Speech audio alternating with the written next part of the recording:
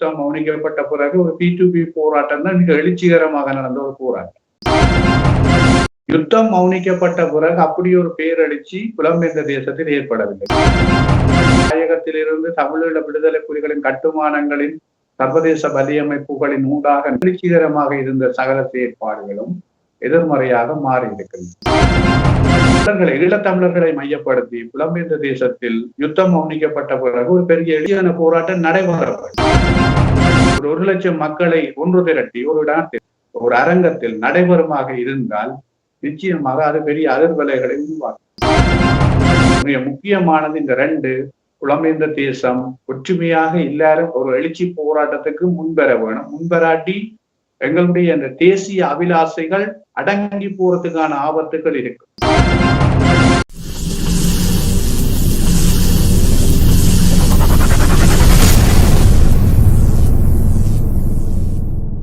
அன்பான உறவுகளுக்கு வணக்கம். நீங்கள் பார்த்துக் கொண்டிருப்பது எஸ்ஏஎஸ் தமிழ் தொலைக்காட்சி. எஸ்ஏஎஸ் தமிழ் தொலைக்காட்சியில் வாரம் இடம்பெறுகின்ற அரசியல் ஆய்வுகளத்தோடு இணைந்திருக்கின்றோம். வாரம் எங்களோடு இணைந்திருந்து சிறப்பித்து அரசியல் சூழ்நிலைகளை தாயகத்திலிருந்து தருகின்ற திரு சபா ஹுவதாஸ் அவர்கள் இணைந்திருக்கின்றார்.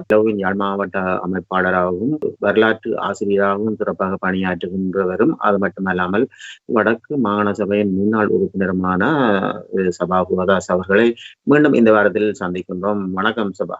வணக்கம் தேவராஜன். கிழமை போலவே நாங்கள் வாரம் முன்னோட்டமாக நீங்கள் அங்க இருக்கின்ற தகவல்களை பரிமாறிக்கொள்வது வழக்கம் நிலையான செயல்பாடுகளை இந்த தகவலோடு நாங்கள் இணைவோம். ஸ்ரீலங்காவில் குறிப்பாக தமிழர் தாயகத்தில் அன்னை பூவதியினுடைய 36வது ஆண்டு நினைவு நாள் சிறப்பாக குறிப்பாக மட்டக்களப்பு மாவட்டத்திலும் மற்றும் வடக்கு மாகாணத்தில் ஒவ்வொரு மாவட்டங்களிலும் மிக சிறப்பாக அனுஷ்டிக்கப்பட்டிருக்கிறது. அன்னை பூவதி அம்மா அவர்கள் இந்திய படைகள் ஸ்ரீலங்காவில் குறிப்பாக தமிழர் தாயகத்தில் நிலை கொண்டிருந்த காலகட்ட பரப்பில் முக்கியமான கோரிக்கைகளை வைத்து ஒரு அகிம்சை போராட்டத்தை தொடர்ந்திருந்தவர். ஆனால் அந்த கோரிக்கைகள் இந்திய அரசாங்கத்தினால் ஏற்றுக்கொள்ளப்படாவிட்டாலும் அவர் ஒரு பெரும் தியாகத்தை தமிழ் மக்களுக்காக செய்திருக்கிறார். அவருடைய அந்த நினைவேந்தல் நாள் சிறப்பாக தமிழர் தாயகத்தில் அனுஷ்டிக்கப்பட்டிருக்கிறது. அதே போல தமிழர் தாயக பகுதியில் குறிப்பாக பல்வேறுபட்ட நிகழ்வுகள் புது வருடத்துக்கு பிற்பாடு பல்வேறு இடங்களிலும் கலை நிகழ்வுகள் மற்றும் குறிப்பாக விளையாட்டு நிகழ்வுகள் போன்றன இடம்பெற்றிருப்பதை நாங்கள் காணக்கூடியதாக இருக்கிறது. அதைவிட குறிக்கப்பட்ட மக்கள் வாழ்வாதார ரீதியாக பாதிப்புக்கு உட்படுத்தப்பட்டிருக்கின்றமை காரணமாக புது வருட பிறப்பு செயற்பாடுகளில் அவர்களுடைய செயற்பாடுகள் மிக குறைந்த அளவு காணப்பட்டதையும் நாங்கள் காணக்கூடியதாக இருந்தது. அதைவிட தென்னிலங்கையில் பார்க்கிற போது இந்த வருகிற ஜனாதிபதி தேர்தலை மையமாக கொண்டு பல்வேறு உரையாடல்கள் இடம்பெற்றுக் கொண்டிருக்கின்றன.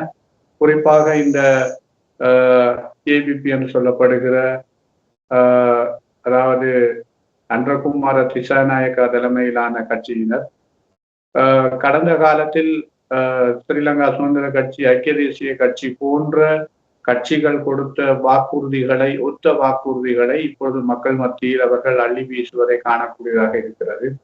குறிப்பாக தாங்கள் ஆட்சிக்கு வந்தால் ஒரு புதிய அரசியலமைப்பை கொண்டு வருவோம், மற்றது தாங்கள் ஆட்சிக்கு வந்தால் முதலாவதாக உயிர்த்த ஞாயிறு குற்றவாளிகளை நிறுத்துவோம் நீதிமன்றத்தில் என்ற வகையில் அவர்களுடைய அந்த உரையாடல்கள் கோஷங்கள் அமைந்திருப்பதை காணக்கூடியதாக இருக்கிறது.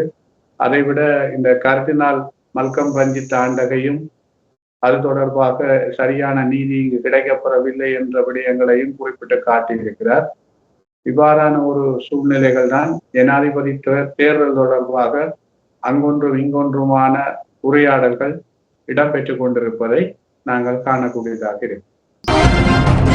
உண்மையிலேயே அன்னை பூவதியின் காலப்பகுதியில் பல சிக்கல்கள் வருகின்றதாக அன்னை பூவதியில் முழுமையாகவே நாங்கள் எங்களுக்கான மாவீரர்களை அல்லது தியாகிகளை நினைவு கூறுகின்ற காலங்களில் சிக்கல்கள் வருகின்ற காலப்பகுதியாக இருந்தது. ஆனால் இந்த முறை அது சம்பந்தமாக ஏதாவது அது போன்ற சிக்கல்கள் ஏற்பட்டிருந்ததா அவருடைய வணங்கு நாட்களில்? நினைவேந்தல்களில் நீங்கள் கேள்வி கேட்டது போல பெரிய அளவுக்கு குழப்பங்கள் ஸ்ரீலங்கா அரச படைகளினாலும் அரசாங்கத்தினாலும் நேரடியாக இல்லாவிட்டாலும் பழமை போன்ற புலனாய்வாளரின் கண்காணிப்புகள் இருந்த வண்ணம் தான் இருக்கிறது. அதை வீடியோ பதிவு செய்வது, மற்றது அந்த நிகழ்வுகள் இடம்பெறும் இடங்களில் அவர்கள் போய் நிற்பதான வேலை திட்டங்கள் எல்லாம் நடைபெற்றுக் கொண்டுதான் இருக்கின்றன. ஆனால் இந்த அன்னை பூவதியினுடைய நிகழ்வு உண்மையிலேயே அது குறிப்பாக ஒரு ஜனநாயக ரீதியான ஒரு அகிம்சை வழி போராட்டத்தை முன்னகர்த்தியவர் என்றதன் அடிப்படையில், குறிப்பாக அவர் உண்மையிலேயே ஒரு சிவில் அமைப்பு அந்நியர் முன்னணியினுடைய தலைவியாகத்தான் அந்த காலத்தில் அம்பாறை மாவட்டத்தை பிரதிநிதித்துவப்படுத்துகிற ஒரு தலைவியாகத்தான் இருந்திருந்தார். ஆகவே அவர் அதன் அடிப்படையில் வந்து அந்த செயற்பாட்டை தொடர்ந்தமை காரணமாக சில வேளைகளில் அப்படியான அச்சுறுத்தல்கள் இம்முறை இல்லாமல் போனது என்ற சந்தேகங்களும் இருக்கிறது. ஆனால் திலீபனுடைய நினைவேந்தலுக்கு கடுமையான எதிர்ப்புகள் எல்லாம் இருந்தது. ஆனால் இம்முறையும் இந்த பூவலியம்மா அவர்களினுடைய ஊர்தி ஒன்று தமிழர் தாயக பகுதியில் ஊர்வலம் வந்து கொண்டிருந்ததை காணக்கூடியதாக இருந்தது. பெரும்பாலும் அதற்கான எதிர்ப்புகள் எவையும் பெரிய அளவில் இடம்பெறவில்லை. அதாவது கண்காணிப்புகள் ஒலிப்பிரிவுகள் என்று சொல்லி நடைபெறுகின்றது. இந்த இலங்கை அரசாங்கத்தின் ஆளுநர்கள் இல்லாட்டிக்கு தமிழர்களை அடக்கி ஆள நினைக்கின்ற இந்த இராணுவ அடக்குமுறை படையினர் இதன் மூலம் என்னத்தை சாதிக்க போகின்றார்கள்? உண்மையிலேயே தமிழர்கள் 2009 பிறகு போராட்டம் மௌனித்ததன் பின் எந்தவித அச்சுறுத்தலுக்கும் ஏற்பட்ட அல்லது தங்களுக்கான தாயகத்தை போராட்ட ரீதியில் முன்னெடுக்காத சூழ்நிலையில் இவர்கள் இப்படி செய்வது மக்களை மீண்டும் மீண்டும் அச்சுறுத்துவது போல் தெரிகின்றது அல்லவா? நீங்கள் குறிப்பிடுகின்ற பார்வையில் ஒரு பக்கம் இருந்தாலும் இன்னொரு வகையில் ஸ்ரீலங்கா ஆட்சியாளரை பொறுத்தவரையில் இந்த விடுதலை போராட்ட காலத்தில் நடந்த சம்பவங்கள் அது தொடர்பான நினைவேந்தல்களை அவர்கள் தொடர்ந்து நினைவு கூறுவதை தடுப்பதன் நோக்கம் என்னவென்றால், அது போராட்ட காலத்தில் புலிகளால் தான் அது செய்யப்பட்டது, அது புலிகள் சார்ந்தவை என்ற கோணத்தில் அதை அவர்கள் பார்க்கிறார்கள். அது புலிகள் மௌனிக்கப்பட்ட பிறகும் அந்த செயற்பாடுகள் நடைபெறுகின்றது என்று சொன்னால், அது புலிகளுடைய காலத்தில் அது மக்களால் தான் மேற்கொள்ளப்பட்டது, அது புலிகளால் மேற்கொள்ளப்படவில்லை என்று ஒரு நிறுவல் ஏற்படுவதற்கான வாய்ப்புகள் இருக்கும். அதன் அடிப்படையில் தான் அவர்கள் இதை சடுதியாக கட்டுப்படுத்த முயற்சிக்கிறார். உண்மையான அதாவது போராட்டம் வடக்கு கிழக்கில் இருக்கிற தமிழ் மக்களினால் தான் இந்த போராட்டமே வடிவமைக்கப்பட்டது, இந்த போராட்டம் முன்னெடுக்கப்பட்டது. ஆகவே இதை அவர்கள் புலிகள் மட்டும்தான் இதை இந்த விடயத்தை முன்னெடுத்தார்கள் என்ற வெளித்தோற்றப்பாட்டை தொடர்ந்தும் பேணுவதற்கு, அதை தொடர்ந்தும் அவர்கள் எடுத்து காட்டுவதற்காகத்தான் புலிகள் மௌனிக்கப்பட்டு 15 ஆண்டுகள் கழிந்தும் இப்படியான இந்த அடக்குமுறையில் வைத்திருக்க பார்க்கிறார்கள். இப்படியான இந்த புலனாய்வாளர்களின் கெடுபிடிகள் இருந்தால் அந்த நிகழ்வுகளுக்கு செல்கிற மக்களின் எண்ணிக்கையை குறைக்கலாம் என்று அவர்கள் யோசிக்கிறார்கள். அதில் அவர்கள் வெற்றியும் கண்டிருக்கிறார்கள், இல்லை என்று நாங்கள் சொல்ல முடியாது. ஏனென்றால் சாதாரண கூலி தொழிலாளிகள், சாதாரண மக்கள், அன்றாட வாழ்வுக்காக போராடுபவர்கள் இந்த விடயத்தில் போய் புலனாய்வாளர்கள் அச்சுறுத்தல்களுக்கு உட்படுவதை அவர்கள் ஓரளவுக்கு தவிர்க்கத்தான் விரும்புவார்கள். ஏனென்றால் அவர்கள் வாழ்க்கை போராட்டம் ஒரு பக்கம் அவர்களை சுற்றி வளைத்துக் கொண்டிருக்கிறது. ஆகவே இந்த விவகாரத்தில் அவர்கள் தலையிடுவதை, இப்படியான நெருக்கடிகள் போவதை அவர்கள் பெரும்பாலும் விரும்ப மாட்டார்கள். அவை மனித இயல்பு. ஆகவே இதன் காரணமாகத்தான் இப்படியான நெருக்கடிகள் இருந்தால் எண்ணிக்கையை குறைக்கலாம், அந்த நிகழ்வுகளில் வருகிற எண்ணிக்கையை குறைக்கலாம் அல்லது அதனுடைய எழுச்சியை குறைக்கலாம் என்பதுதான் அரசாங்கத்தினுடைய நோக்கம். அதன் அடிப்படையில் தான் அவர்கள் கட்டுப்படுத்த யோசிக்கிறார்கள். நாங்கள் பார்ப்போமாக இருந்தால் அரகல போராட்டம் நடைபெற்றது. அது இளையோரின் எழுச்சியில் மக்களோடு சேர்ந்து அரகலை போராட்டம் நடந்து அதில் நடந்த விடயங்கள் எல்லாம் மக்கள் அறிந்தது. இது போன்று இந்த மக்கள் எழுச்சி என்பது இப்பொழுதும் இளைஞர்கள் மனதில் நிற்கின்ற விடயம், இந்த அரசின் செயற்பாடுகள் சரியில்லை என்ற ஒரு சூழ்நிலை என்பது போல்தான் தமிழர்களின் எழுச்சி என்பதும் அன்று துவக்கம் இன்று வரையும் தமிழர்கள் தங்களுக்கான ஒரு தனித்துவமான வாழ்வியலுக்கான சுதந்திரமான ஒரு எதிர்பார்ப்பை எதிர்பார்க்கின்றார்கள். அதை அரசு கொடுத்திருந்தால் இவ்வளவு தூரம் இவ்வளவு பிரச்சனைகளும் தேவையில்லை என்பதுதான் உண்மையான. அப்படி பார்க்கின்ற போது இன்றும் புலம்பெயர் நாட்டிலும் தமிழர் தாயகத்தை பற்றி ஒரு சிந்தனையோடு இருக்கின்றார்கள். அதுபோன்று எழுச்சி காலங்கள் வருகின்ற போது தாயகத்திலும் கூட இவர்கள் எத்தனை அடக்குமுறைகளை செய்தாலும் மக்கள் எழுச்சியாக நிற்கின்றது என்பது மிக ஒரு தமிழரின் அந்த நோக்கம் கொள்கையோடு நிற்கின்றார்கள் என்பதை பார்க்கக்கூடியதாக இருக்கின்றது. அங்கு இப்பண்ணம் ஊடகம் சம்பந்தப்பட்டோர் இதை பார்க்க உண்மையிலேயே பல அடக்குமுறைகள் பல நெருக்கடிகள் இருந்தும் ஊடகங்களுக்கான அச்சுறுத்தல்களிலிருந்தும் உண்மையாக ஊடகங்களும் தாயகத்தில் இருந்த உணர்வாளர்களும் மிக அந்த அடக்குமுறைகளை உடைத்து இந்த நிகழ்வுகளை செய்கிறார்கள். ஊடகங்கள் தங்களுடைய கருத்துக்களை பதிவிடுகின்றன, காட்சிப்படுத்துகின்றன. அப்படியான செயற்பாடுகள் எல்லாம் நடக்கின்றது. அது உண்மையிலேயே நாங்கள் வரவேற்க வேண்டிய விஷயம். இது அரசாங்கம் எதிர்பார்த்ததை விட உண்மையிலேயே ஓரளவுக்கு உணர்வு பூர்வமாக இந்த செயற்பாடுகளை முன்னெடுக்க வேண்டும் என்பதில் தாயகத்தில் உறுதியாக இருக்கிறது. ஆனால் மறுபக்கம் நாங்கள் பார்த்தால் புலம்பெயர்ந்த தேசத்தில் தான் இதைவிட பேரெழுச்சி ஒன்று ஏற்பட வேணும். ஆனால் துரதிருஷ்டவசமாக அந்த எழுச்சி ஏற்படாது. ஏனென்றால் புலம்பெயர்ந்த தேசத்தில் இருக்கின்ற ஒரு சாரார் யோசிக்கிறார்கள் என்னென்றால், தாங்கள் தாயகத்துக்கு போய் வருவதற்கு அங்கிருக்கிற ஆர்ப்பாட்டங்களில் கலந்து கொண்டால் அது தங்களுக்கு இடையூறாக அமைந்து விடும் என்றும் அங்கிருப்பவர்கள் சிந்திக்கிறார். ஆனால் இங்கிருக்கின்றவர்கள் அந்த இடையூறுகளையும் தாண்டி கலந்து கொள்கிறார். தாயகத்தில் இருப்பவர்கள் புலம்பெயர்ந்த தேசத்தில் இருக்கின்ற ஒரு சாரார் தாயகத்தில் வந்து செல்வதற்கு தங்களுக்கு இடையூறு இருக்கும் என்றதன் காரணத்தில் அதில் பங்கு கொள்வதை தவிர்க்கிறார்கள். உண்மையை அதை தாண்டி அவர்கள் எல்லோரும், என்னை பொறுத்தவரையில் புலம்பெயர்ந்த தேசத்தில் ஒரு 16 லட்சம் தொடக்கம் 20 லட்சம் வரையான மக்கள் இருக்கிறார்கள். அதில் குறைந்தது ஒரு இடத்தில் ஒரு 2 லட்சம் மக்கள் ஒரு பேரெழுச்சியை காட்டுவார்களாக இருந்தால், அல்லது 1 லட்சம் மக்கள் ஒரு பேரெழுச்சியை காட்டுவார்களாக இருந்தால், நிச்சயமாக ஒரு சர்வதேச ரீதியான ஒரு அழுத்தங்கள், ஒரு மாற்றங்கள் வருவதற்கான வாய்ப்புகள் இருக்கும். யுத்தம் மௌனிக்கப்பட்ட பிறகு அப்படி ஒரு பேரெழுச்சி புலம்பெயர்ந்த தேசத்தில் ஏற்படவில்லை. யுத்தம் நடக்கிற காலகட்ட பரப்பில் கட்டமைப்புகளை சரியாக தாயகத்திலிருந்து தமிழீழ விடுதலை புலிகளின் கட்டுமானங்களின் சர்வதேச வலியமைப்புகளின் ஊடாக நகர்த்தப்பட்டு கொண்டிருக்கிற போது எழுச்சிகரமாக இருந்த சகல செயற்பாடுகளும் சகல கட்டுக்கோப்புடன் நடந்த அத்தனை நிகழ்வுகளும் இன்று எதிர்மறையாக மாறி இருக்கின்றன. அமைப்புகளுக்கு இடையிலே ஒற்றுமைகள் சீர்குலைந்து போயிருக்கிறது. பெரிய மனவேதனையாக இருக்கிறது தாயகத்தில் இருக்கிற மக்கள். இன்றைக்கு தாயகத்தில், குறிப்பாக இலங்கை தீவில் நீங்கள் கேள்வி கேட்டது போல ஒரு பேரெழுச்சி ஏற்படுவதற்கு சர்வதேசம் மறைமுக ஆசீர்வாதம் இருக்குமாக இருந்தால் அது பேரெழுச்சியாக நிச்சயமாக இருக்கும். அறகல போராட்டம் அப்படித்தான். அது சர்வதேச ரீதியான ஒரு அனுசரணையோடு தான் அந்த போராட்டம் எழுச்சி பெற்றது.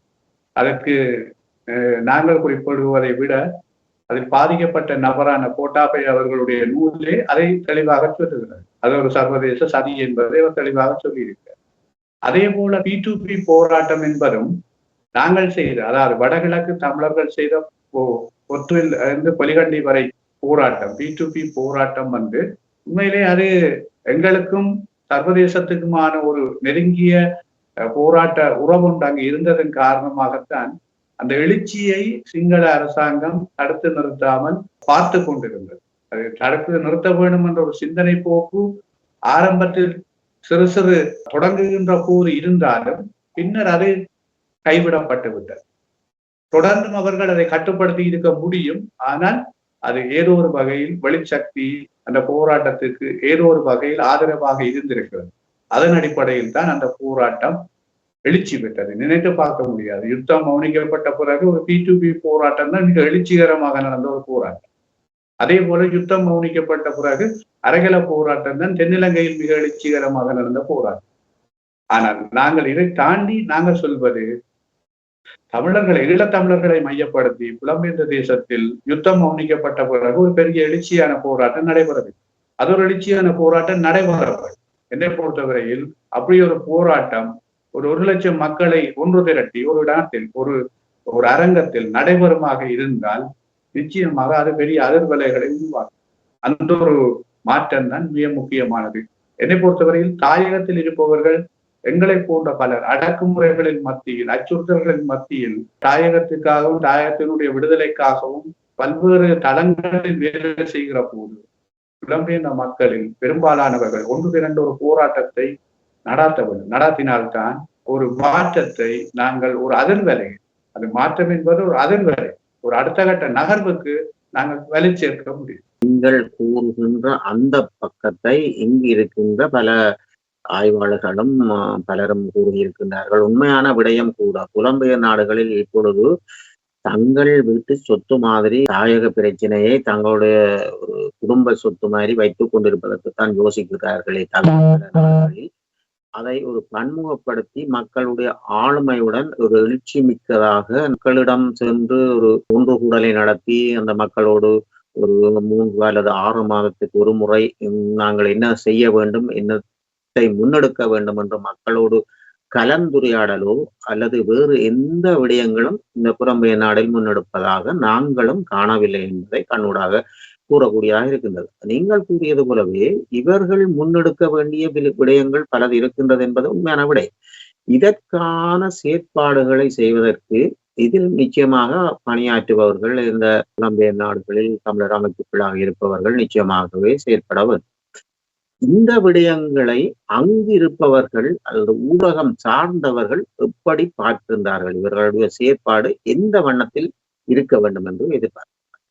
குறிப்பாக மக்கள் மத்தியில் இந்த யுத்தம் மௌனிக்கப்பட்ட பிறகு ஒரு மன தைரியம் ஒன்று இருந்தது.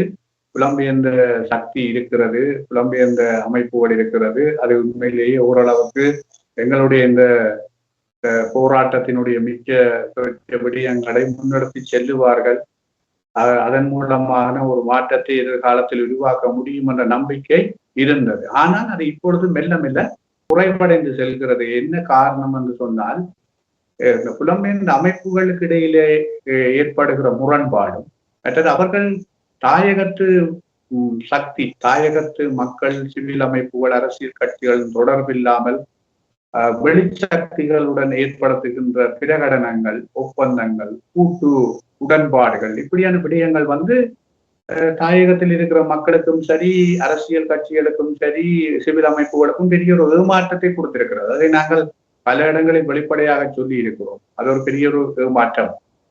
அது மாத்திரமல்ல, புலம்பெயர்ந்த தேசத்தில் இருக்கிற பெரு மூலதனம் என்பது தாயகத்தில் இருக்கின்ற யுத்தத்தால் முற்றுமுழுதாக அழிந்து போன அல்லது உடுத்த சீலையுடன் முகாங்களுக்கு சென்று திரும்பி வந்த அந்த சமுதாயத்தை, அந்த குடும்பங்களை, அந்த மக்களை ஒரு புதிய வாழ்வுக்கு கொண்டு செல்லும் என்று பலரும் எதிர்பார்த்தார்கள். அது நான் நினைக்கிறேன் ஒரு 30% புலம்பெயர்ந்த மூலதனங்கள் குறிக்கப்பட்ட மக்களை ஓரளவுக்கு நிமித்தி இருக்கிறது. ஆனால் பெருமளவு மக்கள் துன்பமும் துயரங்களுடனும் கண்ணீரும் கம்பலையும் உடனும் தான் வாழ்ந்து கொண்டிருக்கிறார்கள். அதிலும் என்னை பொறுத்தவரையில் யுத்தத்துக்காக தங்களுடைய இளமை காலத்தை செலவழித்த முன்னாள் போராளிகள், அங்கவீனமுற்றவர்கள், யுத்தத்துக்கு போராளியாக அல்லாமல், அதாவது மக்களாக நின்று போராளியை விட பெரும் பங்காற்றிய மக்கள், பொதுமக்கள், தங்களுடைய உடல் உழைப்பு எல்லாவற்றையும் போராட்டத்துக்காக தியாகம் செய்தவர்கள்.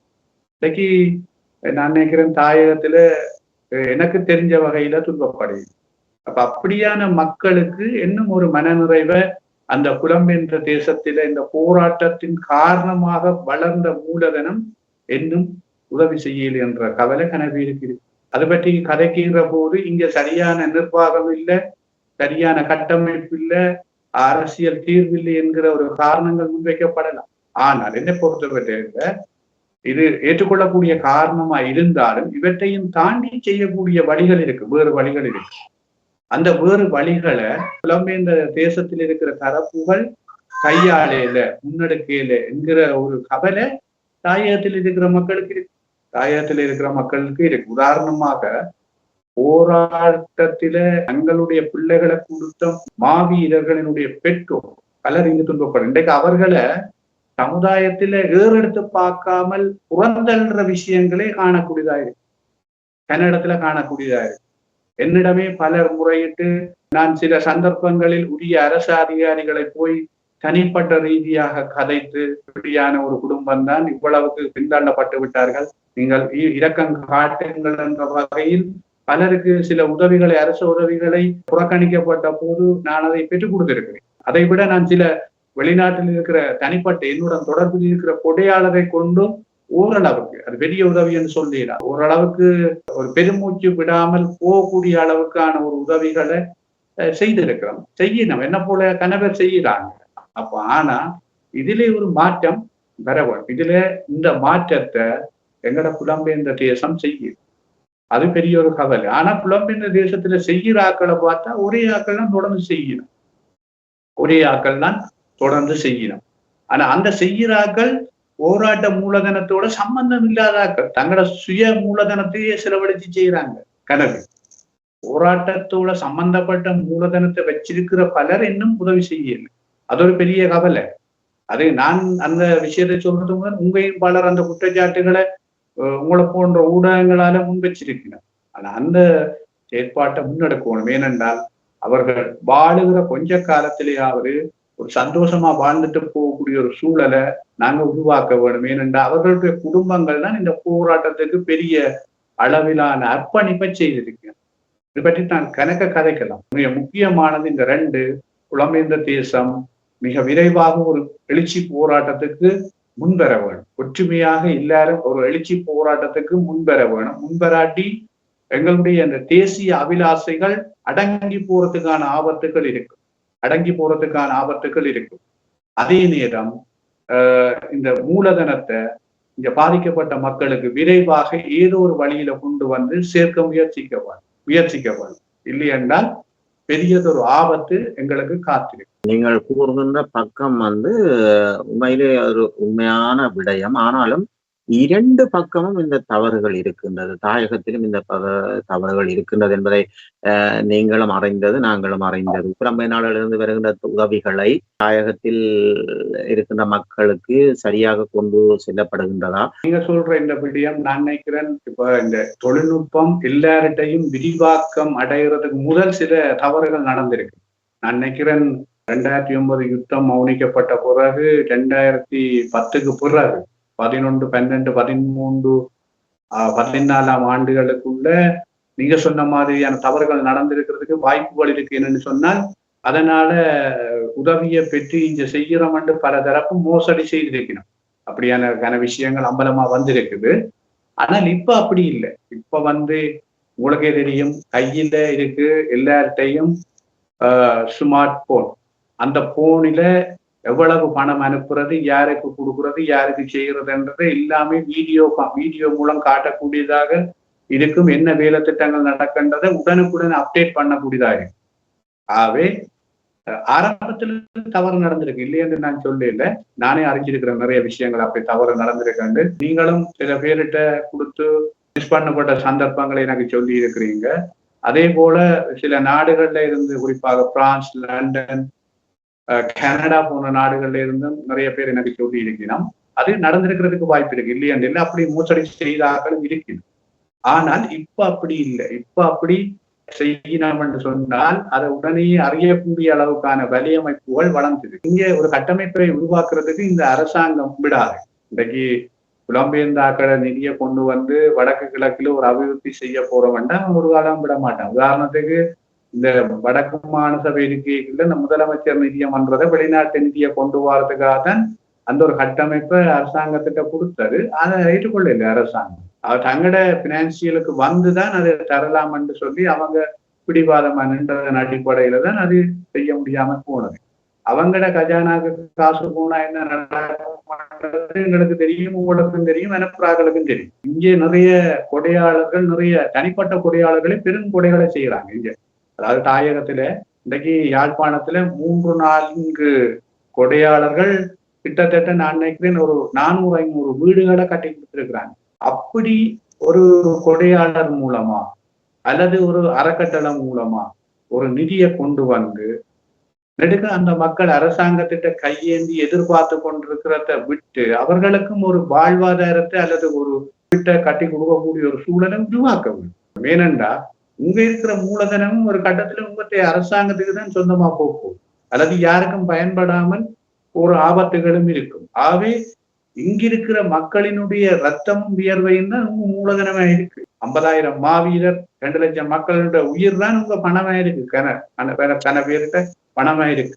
ஆகவே அதை இங்கே அனுப்புவதன் மூலம் என்ன பொறுத்தவரையில இங்கே இருக்கிற மக்கள் ஒரு குறிக்கப்பட்ட காலம் வாழைகளை சந்தோஷமா வாழ்ந்துட்டு போகக்கூடிய ஒரு சூழலை உருவாக்கலாம். அது மாத்திரமல்ல, இங்கிருக்கின்ற பல இளைஞர்களை வெளிநாடுகளுக்கு எடுத்துவிட துடிக்கிற இங்கிருக்கிற புலம்பெயர்ந்த தேசத்தில் இருக்கிற உறவுகள் இங்கே அவர்களை சொந்த தாயகத்தில நிலைநிறுத்தி ஒரு வாழ்வாதாரத்தை ஒரு தொழிலை கொடுத்து அவர்களை நிலைநிறுத்துவார்களா இருந்தால் தான் எங்கட தாயகத்தை தக்க வைக்கணும். நான் நினைக்கிறேன் இந்த கனடா விசாண்ட அடிப்படையில் இப்ப 20,000 தமிழர்கள் போய்க்கணும் கணக்கெடுப்பு வந்திருக்கு.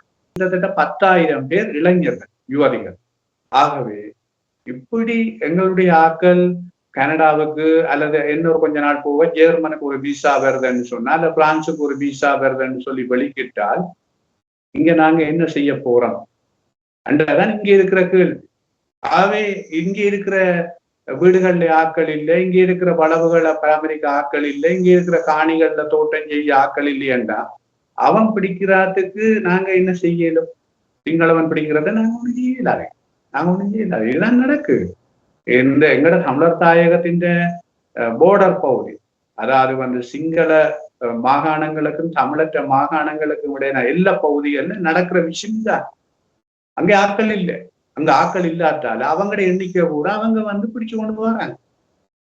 அவ இதுதான் நடக்க போகுது. ஆகவே நாங்கள் தான் அந்த அரசாங்கம் செய்கிற அநியாயங்களுக்கும் அட்டூழியங்களுக்கும் இடம் கொடுக்கிறோம்.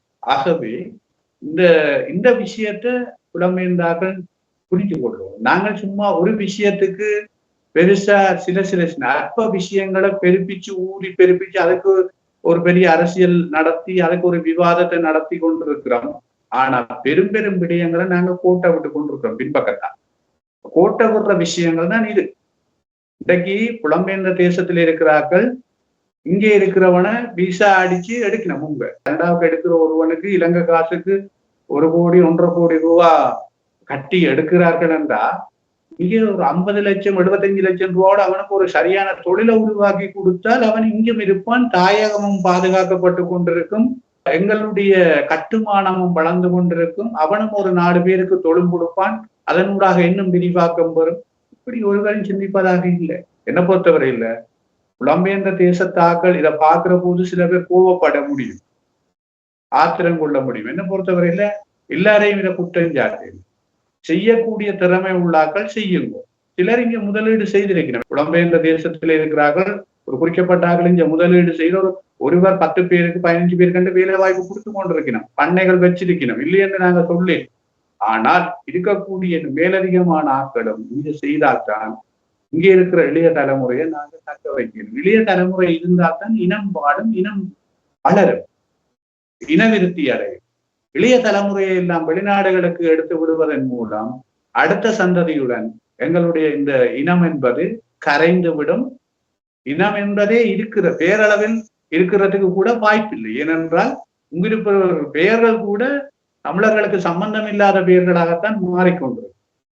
பெயர் அடையாளம் கூட இல்லாமல் போகிற இனமாக நாங்கள் மாறிக்கொண்டிருக்கோம். அப்படியான ஒரு ஆபத்துக்கள் ஏற்படுவதற்கான வாய்ப்புகள் தான் எதிர்காலத்தில் நிறைய இருக்கு. உண்மையிலே பல விடயங்களை பேசினாலும் நிறைவாக அன்னை பூவதி முழுமையான நிகழ்வுகள் எல்லா இடங்களிலும் சிறப்பாக நடைபெற்று முடிந்திருக்கிறது நீங்கள் கூறுகின்றீர்கள். ஈழத்தமிழர்களை பொறுத்தவரையில் அவர் அகிம்சை போராட்டத்தின் ஒரு குறியீடு. ஆகவே அதுவும் எங்களுடைய பெண் சமுதாயம் எழுச்சி கொள்வதற்கு அன்னை பூவதியும் ஒரு காரணமாக இருந்தார். அதனால்தான் பெண்கள் பல சாதனைகளை எங்களுடைய போராட்டத்தில் செய்திருக்கிறார். அன்னை பூவதி என்பது வெறுமனே ஒரு சாதாரண ஒரு அம்மா அல்ல. அவர் எங்களுடைய இனத்தின், குறிப்பாக தமிழ் இனத்தின், ஈழத்தமிழர்களின், நான் மீண்டும் சொல்லக்கூடியது அகிம்சை போராட்டத்தின் ஒரு குறியீடாகத்தான் நாங்கள் பார்க்கிறோம். எழுச்சிகளும் புரட்சிகளும் நிறைந்தது தமிழர் வாழ்க்கையாகவே மாறியிருந்தது. அந்த காலங்கள் மறக்க முடியாதவை, மனங்களை விட்டு அகலாத ஒரு பக்கங்களாகவே இருக்கின்றது. அவர்கள் போன்ற தியாகங்கள், தீபங்கள் என்று சொல்லுகின்ற அனைத்தும் களத்தில் நின்று போராடிய போராளிகள் என்று சொல்லி எல்லோருடைய தியாகமுமே இன்று நாங்கள் இத்தனை தூரம் புலம்பெயர் நாடுகளில் எல்லோரும் வாழ்கின்றார்கள் என்பதற்கு கூட அவர்களே காரணம். அந்த நிலையை மறக்காமலுக்கு எல்லோரும் தாயக மக்களுக்கும் இந்த போர் காலங்களில் பாதிக்கப்பட்டவர்களுக்கும் நிச்சயமாக உதவி செய்ய வேண்டும் என்ற ஒரு அடிப்படையிலுமே இந்த அரசியல் ஆய்வுக்களம் அனைவரின் பணிப்போடு நடைபெற்ற விடயங்களையும் வண்ணம் நாங்கள் இந்த முன்னெடுப்புகளை எடுக்க வேண்டும் எங்களுடைய எதிர்காலத்தில் புலம்பெயர் நாட்டிலும் தாயகத்திலும் என்பதையும் அத்தோடு விரைவாக இந்த புலம்பெயர் நாடுகளில் இருந்து அனுப்பப்படுகின்ற நிதி சரியான முறையில் செயல்படுவதற்கான சந்தர்ப்ப சூழ்நிலைகள் எப்படி இருக்கின்றது என்பதையும் அறிந்திருந்தோம். தாயகத்திலிருந்து எங்களோடு கலந்து சிறப்பு கொண்டு திரு சபா கோதாஸ் அவர்களோடு நீங்கள் எங்களோடு இணைந்திருந்த மையிட்டு இவர் சிறப்பாக பல்வேறு விடயங்களில் இருந்தாலும் அமைப்பின் யாழ் ஒருங்கிணைப்பாளராகவும் ஒரு சிறப்பான வரலாற்று ஆசிரியராக பிள்ளைகளுக்கு கற்பித்துக் கொடுப்பவராகவும், அது மட்டுமில்ல வடக்கு மாகாண சபையின் முன்னாள் உறுப்பினராகவும் இருக்கின்ற சபா கோதாஸ் அவர்கள் பல வருடங்களாக எங்களோடு இணைந்திருந்து இந்த தாயகத்தில் இருக்கின்ற செய்திகளையும் இந்த அரசியல் செயற்பாடுகளை முன்னெடுக்க வேண்டும் என்ற ஒரு பொதுநிலையில் நடுநிலையாக கூறுகின்ற சபா கோதாஸ் அவர்களை நாங்கள் இன்றும் அரசியல் ஆய்வுகளோடு இணைத்திருந்தோம். அடுத்த அரசியல் ஆய்வுகளத்தில் இணைவோம். நன்றி, வணக்கம் சபா கோதாஸ் உறவுகளை. அடுத்த அரசியல் ஆய்வுகளத்தோடு இணையும் வரை நன்றி, வணக்கம். மௌனிக்கப்பட்ட பிறகு ஒரு P2P போராட்டம் தான் மிக எழுச்சிகரமாக நடந்த ஒரு போராட்டம். யுத்தம் மௌனிக்கப்பட்ட பிறகு அப்படி ஒரு பேரெழுச்சி புலம்பெயர்ந்த தேசத்தில் ஏற்படவில்லை. தாயகத்திலிருந்து தமிழீழ விடுதலை புலிகளின் கட்டுமானங்களின் சர்வதேச வலையமைப்புகளின் ஊடாக எழுச்சிகரமாக இருந்த சகல செயற்பாடுகளும் எதிர்மறையாக மாறியிருக்கிறது. ஈழத்தமிழர்களை மையப்படுத்தி புலம்பெயர்ந்த தேசத்தில் யுத்தம் மௌனிக்கப்பட்ட பிறகு ஒரு பெரிய எளிதான போராட்டம் நடைபெறப்பட்டது. ஒரு 1 லட்சம் மக்களை ஒன்று திரட்டி ஒரு இடத்தில் ஒரு அரங்கத்தில் நடைபெறுமாக இருந்தால் நிச்சயமாக அது பெரிய அதிர்வலைகளை உருவாக்கும். மிக முக்கியமானது இந்த 2 புலம்பெயர்ந்த தேசம் ஒற்றுமையாக எல்லாரும் ஒரு எழுச்சி போராட்டத்துக்கு முன்வர வேணும். முன்வராட்டி எங்களுடைய அந்த தேசிய அபிலாசைகள் அடங்கி போறதுக்கான ஆபத்துகள் இருக்கு.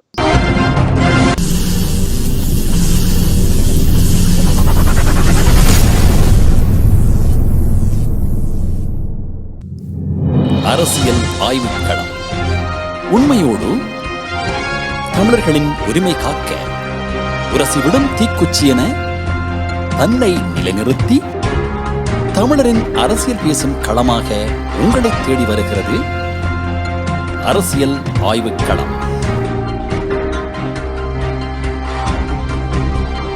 அரசியல் ஆய்வுக்களம்.